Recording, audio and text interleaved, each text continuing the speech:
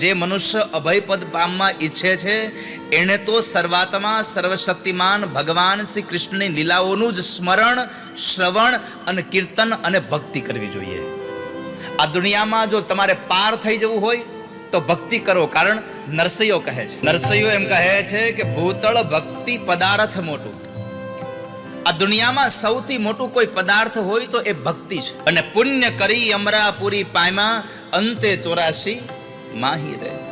જો તમારે 84 માંથી છૂટી જવું હોય તો આ જે અમૃત જેવો આ અવસર મળ્યો છે ને, એ એમને જવા ન દેશો વાલા ભક્તજનો. આ સમય વયો ન જાય એની કાળજી રાખજો.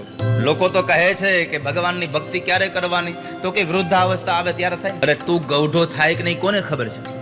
ગઢપણ આવે કે ન આવે, ગઢપણ આવ્યા પેલા કાળ આવી જાય તો ભક્તિ ક્યારે કરીશ? માટે ભક્તિ કરો. અને ભક્તિ કરતા કરતા યાદ રાખો વાલા વૈષ્ણવો કે પ્રભુને ભજતા ભજતા કશી અપેક્ષા નહીં, નિર્હેતુક ભક્તિ, કશું નથી જોઈતું. હા, તમે સામેથી આપો તો વાત બરાબર છે, પણ હું લેવા માટે તમારી ભક્તિ નથી કરતો. હા, મારે જોઈએ છે શું? તમે જોઈએ છે મારે.